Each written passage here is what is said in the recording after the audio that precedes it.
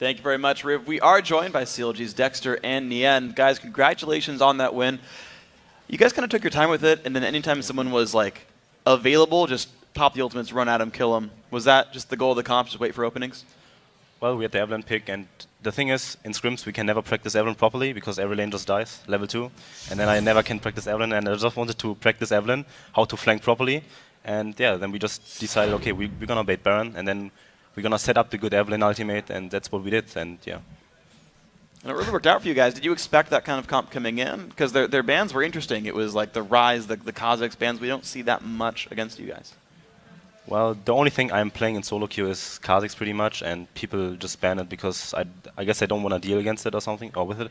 So yeah, I can understand why they ban Kazakhs, but yesterday in the TSM game we banned 5 junglers and they first picked one. So it was kind of annoying to play something, and then we just had to adjust our picks and bans into this game, and it worked out. And Yen, you've been playing that Shyvana into Renekton a couple times. Yesterday it didn't work out too well against TSM, and today you were down a fair number of CS against Zion Spartan. Talk to me about what went better this game for that matchup when the victory.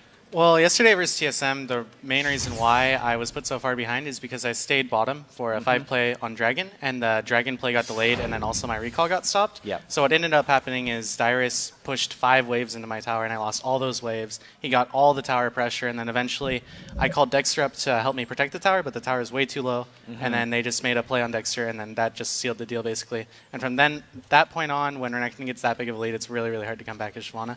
But today, in a standard lane setup, with Shyvana, you can just farm with E. Although Renekton outtrades you and he has control of the lane the entire laning phase, pretty much, you can still farm up, and he'll have a CS lead, but eventually you'll be able to outscale and put a lot of pressure, and I ended up out-CSing him, even though I did have that CS lead at the start. Yeah, and you said when you came onto CLG as the top laner that you were kind of going to mold yourself into a top laner that CLG needs. Do you think you're there yet, or do you still have a lot of molding to do? No, I don't think I'm there yet, definitely. I think that I'm improving a lot. But I'm not as good as Balls or Dyrus yet, and I need to improve and be better than them. All right. Well, as you head on your way up to that tier, we do have a replay for you guys we want to talk to you about. It's a dragon fight. If we can get that on your screen, it ends up with a kill for you guys. If you want to walk us through what happens here. Yeah, that's a dragon play we nice make, initiation and by we Dexter, get the good initiate, the 2-man Evelyn ultimate. Yeah, I was afraid that maybe Vi's gonna kill us, but W was like, okay, go, go, go, go, and then he's going for it. Yeah, and we get the double kill, I think, with a good ultimate from Afromo. And then we just dive him. Yeah. Epic, nice. Epic. Yeah, I mean, you guys were so fast with your overall team composition. Yeah. Is that something, I've noticed you guys have been doing a lot of speed compositions lately. Kind of just talk to me about that strategy. Well, we really like how Koreans play it, because the Sivir is like high value for them. And we think that we have a team comp around Sivir as well, and if we get the Sivir, like we have Sivir comps, but Sivir fits really good with movement speed, and Evelyn scales really well with movement speed. Shyvana is really good with movement speed, and you can just toss the ultimate from Leona, and then everyone follows up with the movement speed. So it's a really good comp we run, and I think we have like really high success rate with it. Yep, and if everyone's really comfortable on the champions, if you get into lead in the early game, you can just like run them over basically mid to late game, and there's nothing they can do about it. Exactly what happened in that last game, too. Yeah, you guys did a really good job of taking everything down. So then you guys played around Baron for a really long time. You kind of kept looking for openings and engages. You couldn't really jump over walls, so you're just like, hopefully we run fast enough we can catch up to them. Like, is that just sort of, how do you close a game when all you can do is run at them? Well, we just started Baron because we knew that Shyvana can tank it forever, and all we wanted to do is bait them into the Baron pit, and I flanked them with Evelyn. And I think we did it like twice, but then we just decided to go for an open inhib, and we took it, and then we went to Baron again, and we wanted to create a pick again. And yeah, it was a bit of a slow match, like we should have just done Baron, but we were like, okay, just get a pick and try. Yeah. And I felt like the game was really decided after you guys got that nice ace in the jungle. We have a clip of that if we can also just pull it up onto the screen. Talk to me about why this opportunity presented itself in the jungle. Well, I said that I'm looking for an opportunity, and I got the 2-man ultimate on them. And basically what I'm doing right now is I'm tanking every damage, and my shield is going down. And they use a lot of spells on me already. And we have the team coming in with the follow-up by Afromo right now on the Ahri. And that's all we wanted to do. Like, we forced Ahri ultimates defensively every time, and that's our plan coming into the game as well. And then we get a good ultimate here, Lulu with the flash, ultimate, and then we dive the Renekton, and then we get the ace. So it really worked out for you guys. Basically take the turret down, of course. Poor Zion left alone under the turret. 10-0, and then Afromu started the death spree at that game. Yeah. He ruined the perfect game. So unfortunate. Looking at this one, at the beginning of Champs, like, you guys took all, like, 60 seconds to lock in the Sivir. Did you know it the whole time when you were just kind of messing with us, or were you debating a lot of important first picks at the beginning? Well, the thing is, every time Kassan is open, everyone's going like, what are we doing? We giving the Kassan or not? And we're like, okay, we could play Kassan obviously, but we're like, no, we want to play this comp. We want to get back into our comfort zone, and that's what we're doing. And we just went with the Lulu, Shyvana, and Evelyn comp this time, and yeah, had a clean game. Yeah, and this isn't just the only game of the day for you guys. Very shortly after this next game, I think our fourth game of the day is you guys versus Cloud9. What are your thoughts going into that matchup? Not to give anything away, just preparation-wise. For me personally, I think Balls is the strongest laning phase player, especially if he's on Renekton. So I'm looking forward to a good game to learn a lot in laning phase, and I'm excited to play against him. I really enjoy playing against him in LCS. And for the team in general, I think they're definitely the top 3 teams in terms of mid to late game, with being up there with us, TSM, and C9.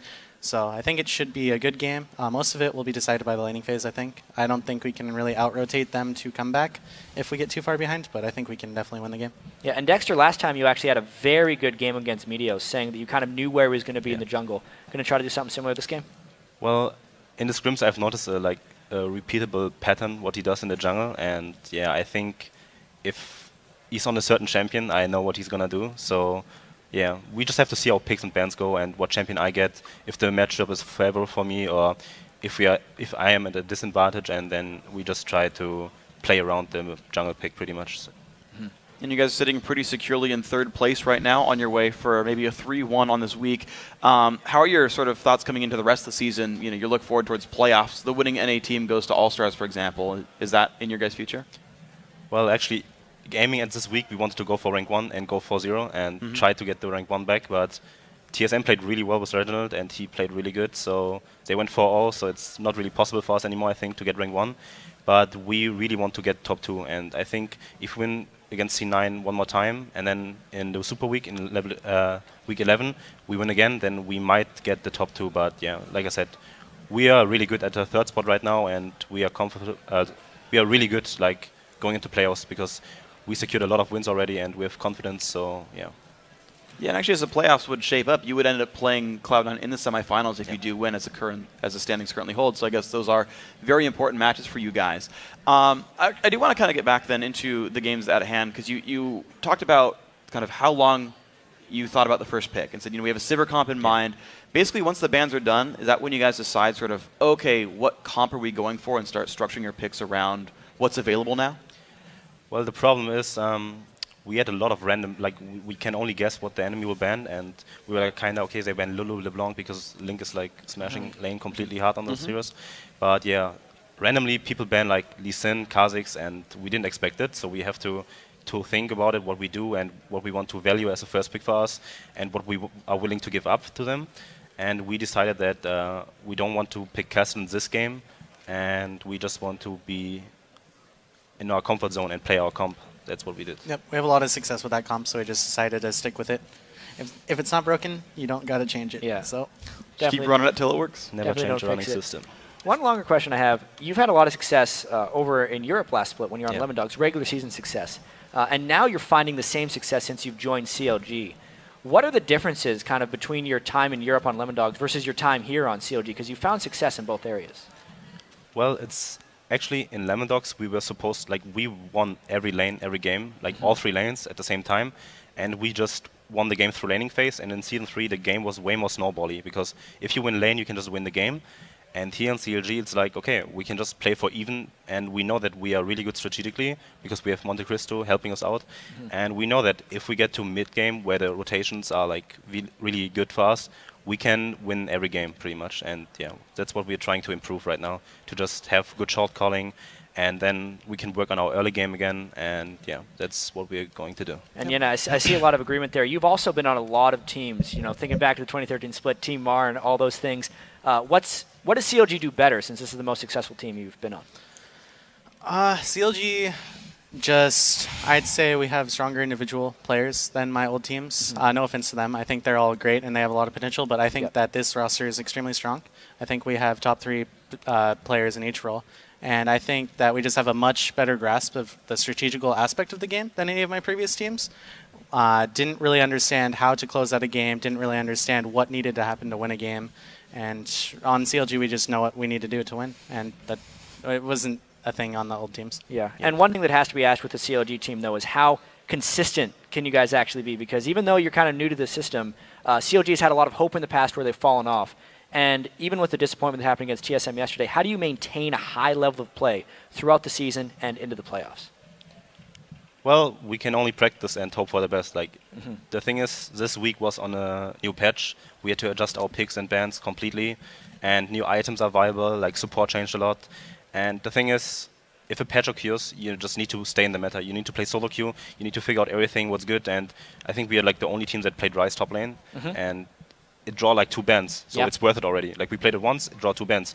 It opens up a lot of space for us in the champion selection, and we have a really good drafting right now. I think we are like probably the strongest team at drafting. If you don't get like overwhelmed by like the TSM picks and bans, but if it goes to standard comps, I think we are the best team at drafting right now, and we have a lot of viability in every lane. Like Link can play everything.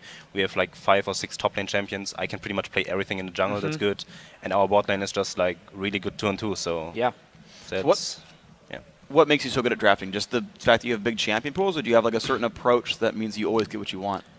Well, the thing is, you need to value like certain champions. You need to know what you are willing to give up to the to the opponents.